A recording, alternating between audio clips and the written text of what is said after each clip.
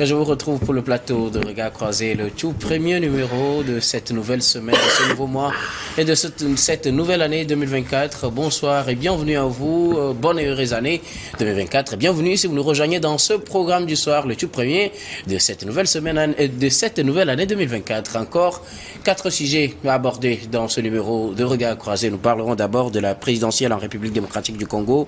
Victoire de Félix Tshisekedi avec son 13,34% des voix. Après la RDC, ce sera le Burkina. Le Parlement autorise la révision de la Constitution. Troisième sujet, le Burundi. Le président appelle à lapider les homosexuels. Puis nous terminerons bien évidemment par le Togo.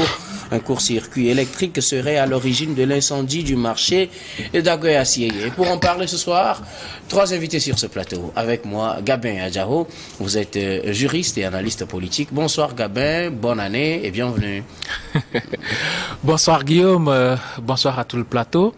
Bonne heureuse année à toi premièrement, à toute l'équipe de New TV, tous les départements, magazines, sport, info, tout, et à l'équipe dirigeante surtout.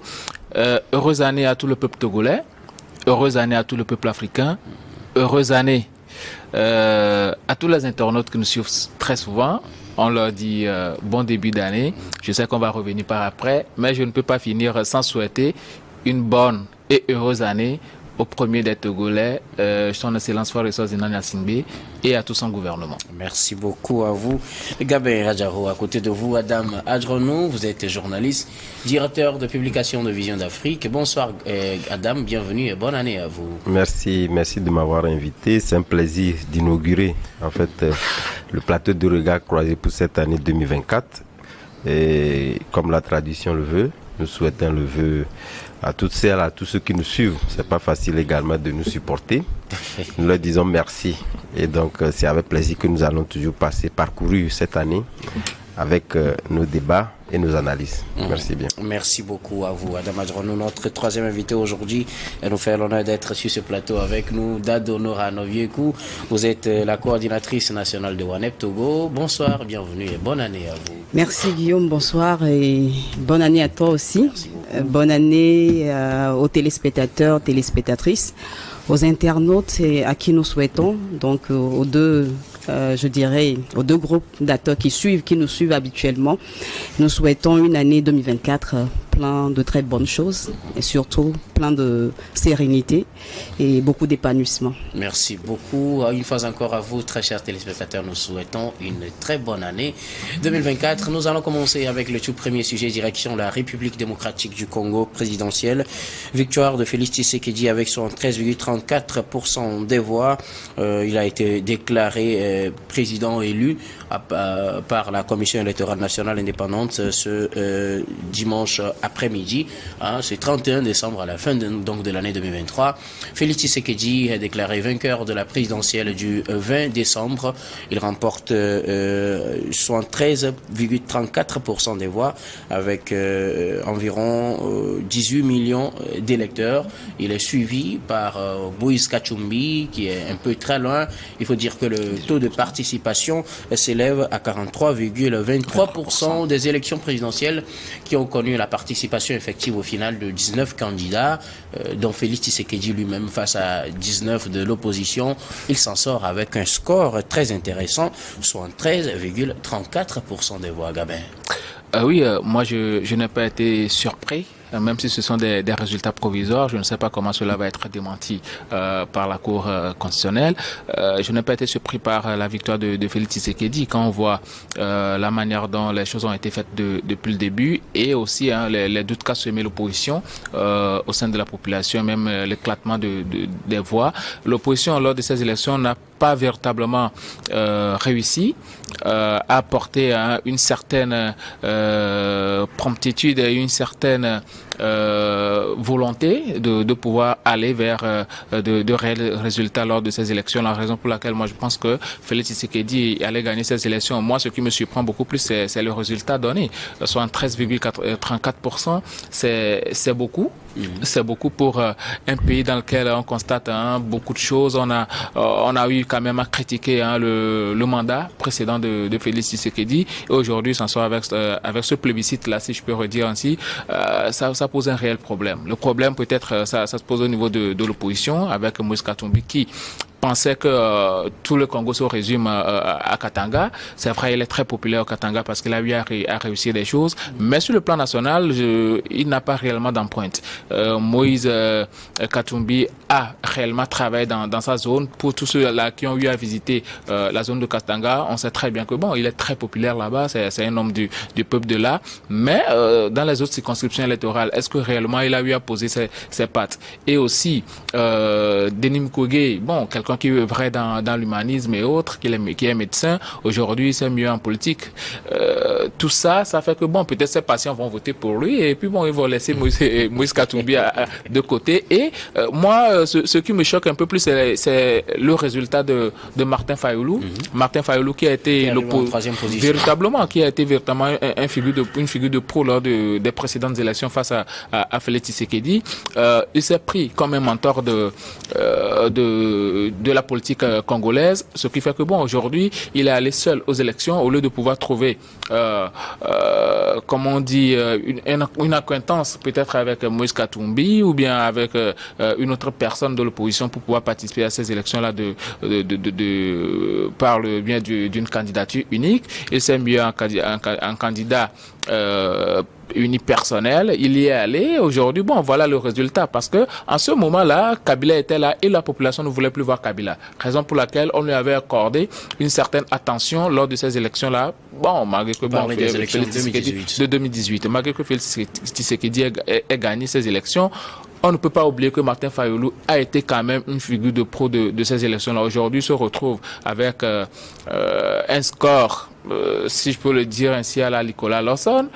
Il faut réellement se poser des questions sur ces réels pas qu'il a eu à poser depuis les élections de 2018 jusqu'à maintenant. Parce que il a pris beaucoup de temps à contester la présidentielle de 2018. Oui, comme dans beaucoup de pays africains, ça a toujours été le cas. Les opposants, la plupart du temps, n'ont jamais accepté les résultats. Et aussi, vu les manières dont les élections sont organisées, ça ne donne pas une certaine crédibilité. Donc aujourd'hui, même s'il a été volé, s'il dit être volé, avec ce score-là, ça posait rien de problème sur la vie politique, même en RDC, quand on voit le bilan qu'a fait le président Tshisekedi et aussi l'opposition qui n'arrive pas à donner une certaine crédibilité à la population. Alors là, je pense que le vin est tiré, il faut le boire. Félix Tshisekedi vient de gagner ces élections-là. On attend de voir les défis qui s'offrent à lui. Merci beaucoup. Adam Adjaranou, le président sortant Félix Tshisekedi remporte ainsi un deuxième mandat à la tête de la République démocratique du Congo. Il s'en sort avec son 13,34% des voix. Il est suivi par Moïse Katumbi, loin derrière, avec 18%. Martin Fayoulou, son autre challenger de 2018, ne vient qu'en troisième position au taux de participation dans les 43% pour ces élections. Je pense que cela décrit en réalité tous les sondages d'opinion qui avaient estimé que Martin Fayoulou et Félix Tshisekedi sont les grands meneurs de ces élections. Mais au même moment, je pense que lorsque vous regardez un peu les résultats de ces élections, en tout temps après les élections 2018, Gabé en parlait tantôt, on avait cru avoir une certaine homogénéité en ce qui concerne la régularité d'une élection organisée, une élection civilisée organisée. Je pense que les problèmes inhérents donc à l'organisation de ces élections-là n'ont pas changé lorsque nous prenons les élections. En tout cas, depuis les 20 dernières années, nous avons constaté que les mêmes problèmes ressurgissent. Ça voudrait dire quelque part que après l'élection de Félix Tshisekedi, il n'y a pas beaucoup de travail qui soit fait qui permettra, même si le président de la CENI avait donné des gages d'organisation d'une élection assez civilisée, ce qui n'a pas été naturellement pas le cas, parce que nous avons vu que les mêmes problèmes sont revenus, d'ailleurs même avec acuité. Et moi, je pense que tout ceci dépend de ces acteurs politiques-là. Parce que sur la forme, il faudrait quand même que ces acteurs politiques-là puissent s'entendre sur un certain nombre d'éléments qui puissent donner donc des gages de crédibilité en termes d'organisation des élections. ce qui n'a pas été le cas, et surtout le code de bonne conduite qui n'avait pas aussi été respecté par chacun de ces acteurs-là, ont amené à pouvoir constater que certains avaient déjà commencé par y mettre des vœux de contestation avant même la proclamation des résultats. Oubliant qu'en amont, il fallait véritablement aussi regarder la facette qui consistait à pouvoir mieux s'organiser en ce qui concerne donc les opposants. Parce que lorsque vous prenez Martin Fayoulou, et je pense que ces résultats donnent raison d'une manière ou d'une autre à un de ces lieutenants qui était donc interviewé sur RFI, qui disait, lorsque vous prenez les coalitions faites par Félix Tshisekedi, c'était des coalitions autour des partis politiques assez solides, bien fondés. Donc je pense que ce qui peut naturellement expliquer le résultat que Félix Tshisekedi a eu. Or, par contre, il y avait le Katumbi qui estimait également qu'il y avait des coalitions autour de lui, mais ces coalitions n'étaient pas des coalitions qui étaient basées sur, en tout cas, des figures de proue dignes de ce nom dans l'environnement politique donc de la RDC. Donc, ce qui peut plus ou moins expliquer le fait que l'écart de 73% et 18% de Félix Tshisekedi, parce que de toute évidence, chacun savait pratiquement que les deux acteurs étaient les grands gagnants en réalité de ces élections-là. Mais moi, je pense que la surprise... 7 millions de voix. Hein, tout à fait. Personne ne s'y attendait. Le deuxième, il est à 18 millions. Tout à fait. Mais également, si nous remontons l'histoire, vous constaterez que Félix Tshisekedi s'est pris très tôt. Vous verrez véritablement qu'il y a eu du travail qui avait été fait, des coalitions, les indésirables qui étaient donc écartées. Il avait également racheté beaucoup, racheté entre guillemets de toute façon, tout à fait, au sein du camp de Kabila. En fait, n'oubliez pas que, quoi qu'on dise, Kabila avait son mot véritablement à dire, en tout cas, je parle du parti politique de Kabila, avait son mot véritablement à dire lors de ces élections-là. Parce que, comme je l'ai dit, la régularité des élections, beaucoup ils parlaient des arrangements qui ont permis donc à Kabila de pouvoir, en tout cas, céder en tout cas, le score à Tshisekedi. Et Martin Fayoulou, qui a contesté, vous l'avez dit tantôt, les élections de tout le magistère de Tshisekedi. Voilà. En oubliant véritablement que, au lieu de contester, il fallait quand même travailler, parce que rien ne serait fait en Afrique, en tout cas, jusqu'à preuve de contraire. Nous n'avons pas vu jusqu'au jour d'aujourd'hui des élections proclamées, et que vous contestez les élections et pour avoir donc le pouvoir. Donc je pense qu'il faudrait vite faire tourner la page et penser aux élections avec ce qu'il n'a pas fait et ce qui explique naturellement le taux qu'il a eu aujourd'hui. En tout cas, Martin Fayoulou s'en sort avec 5,33% des voix. Il est en troisième position. Il est précédé de Moïse Katumbi avec 18,08% des voix. Le premier, c'est bien Félix Tshisekedi, le président sortant qui obtient donc un deuxième mandat à la tête de la République démocratique du Congo. L'opposition dit qu'elle ne reconnaît pas ces élections. D'abord, on le sait déjà, Moïse Katumbi, Martin Fayoulou surtout avait déjà dit qu'il ne reconnaîtrait pas les résultats de cette présidentielle. On s'attend peut-être à des mouvements dans les jours à venir, Dado. Alors, merci beaucoup. Est-ce qu'on s'attend à des mouvements? Je pense que c'est une évidence. À voir les réactions de ceux de l'opposition déjà au lendemain de la proclamation des résultats provisoires. Ça serait pas étonnant, mais en même temps la question serait quelle serait la valeur ajoutée de ces mouvements? Est-ce que ça va porter du fruit? Parce que ça sert à rien d'engager des mouvements et que après qu'il y ait des morts, ça ne sert à rien. Je me dis que le travail qui aurait dû se faire, c'était avant le scrutin, c'est-à-dire la phase préélectorale. Et généralement, un processus électoral se prépare naturellement. Ça se prépare, ça demande du temps, ça demande de vraiment bâtir tout un dispositif en place. Et surtout quand on est dans l'opposition, parce que le pouvoir en place, en réalité, a des avantages. Contrairement à l'opposition qui, en fait, doit se construire un certain nombre d'éléments, doit chercher des moyens, alors qu'au niveau du pouvoir en place, il y a déjà des moyens, il y a déjà un certain nombre de dispositifs qui sont, entre guillemets, à sa cause. Et donc, la plupart du temps, malheureusement, l'opposition en Afrique, c'est toujours pris tard. Et en termes de stratégie, souvent les stratégies ne sont pas bien définies, ou si elles sont définies, elles sont pas pertinentes. Donc, le travail, je crois, c'était en amont, c'est pas en aval. En aval, ça va pas changer grand-chose. Et Félix Tshisekedi va consommer son deuxième mandat. Rien va se passer malheureusement. C'est ça en fait la vraie réalité. Et donc je pense que l'opposition doit pouvoir se poser les bonnes questions qu'est-ce qui n'a pas marché, qu'est-ce qu'elle aurait dû faire qu'elle n'a pas fait, et comment peut-être elle se repositionne pour l'après. Parce que, encore une fois, pour ma part, je ne pense pas qu'il faille avoir des morts après des élections. Si un travail n'a pas été fait en amont, c'est dommage. Il faut tout simplement retravailler. Et puis l'autre aspect, c'est que on va à une élection avec une liste pléthorique de candidats. Comment vous voulez, en tout cas, mobiliser la population quand vous êtes dispersé? C'est pas possible. L'opposition aurait pu gagner si elle s'était mise en coalition dès le départ.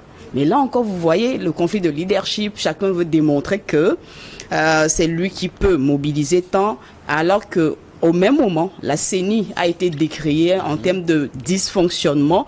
Et donc, si déjà à la base il y a dysfonctionnement créa, au fait, il serait été intéressant de ne même pas y aller. Parce que si le dispositif à la base est faussé, vous y allez pour gagner quel résultat? Certains avaient dit qu'ils ne se présenteraient plus, mais finalement ils sont C'est venus ça, quand même. ça pose des soucis d'incohérence dans tout ça. Donc, je me dis, il y a un travail que l'opposition doit refaire. Et je terminerai par, je crois que dans l'accord de Saint-Sylvestre, on l'oublie aussi un peu souvent. Là aussi, on a péché. En fait, ils ont péché. Ils ont péché en ce sens que cet accord quand même balisait la voie pour des processus ou un processus démocratique plutôt. Voilà. Parce que c'est ça même qui a permis à ce qu'on organise des élections de 2018. Pouvoir Félix Tshisekedi. Voilà. Après, mais après, tout ça a été laissé. Est-ce que quelque part ça ne profite pas à quelqu'un qui mais c'est dommage. C'est dommage quand l'Afrique veut se reconstruire et que on met les têtes pensantes ensemble, on définit les orientations, c'est dommage qu'après, on ne mette pas en œuvre les résolutions. Ça a toujours été le cas dans la plupart des pays. Oui, mais c'est dommage. Et il faut qu'on corrige ça. Alors, un dernier mot sur ce score de Félix Tshisekedi, 73% face à 18 candidats. Moi, le score, au fond, c'est pas extraordinaire. Parce que on parle aussi, il faut pas aussi oublier le taux de participation, c'est 43%. Et par rapport à ce qui était prévu ou attendu, ça pouvait être mieux que ça. Donc, le taux ne le voyez pas juste en termes de 73%, mais voyez aussi le taux par rapport à comment je vais dire ça, au taux de participation qui est en fait faible. Oui, donc, pour moi, c'est pas étonnant. Okay, c'est pas extraordinaire. C'est pas extraordinaire. Voilà. Un dernier mot, quelque chose à ajouter, Gabin? Oui, quand tu vois le taux de participation qui est au-delà juste de 40%, ça prouve à suffisance que la population africaine, la plupart du temps, est en train de se désintéresser de la politique. Parce que ils ne sont plus concernés par les histoires d'éligibilité, se dire, bon, même si je vote, que je vote ou pas, je connais déjà le résultat. Et c'est la plupart des choses de ce qui se passe dans la plupart des pays africains. Aujourd'hui, je pense que Félix Tshisekedi, lui, il a tellement de défis qu'il faut pacifier la situation politique du pays, parce que je pense que j'ai l'impression que la RDC traverse la même situation politique depuis Lumumba jusqu'à maintenant. Ça a été toujours des crises à répétition. Il faut quand même arrêter à cela. Quand ce pays va arriver à apporter une certaine accalmie au niveau de la politique, je pense que le pays va retrouver quand même une paix et le développement tant souhaité. Merci beaucoup à vous. Nous allons marquer la première pause, puis on revient juste après pour la suite de cette émission.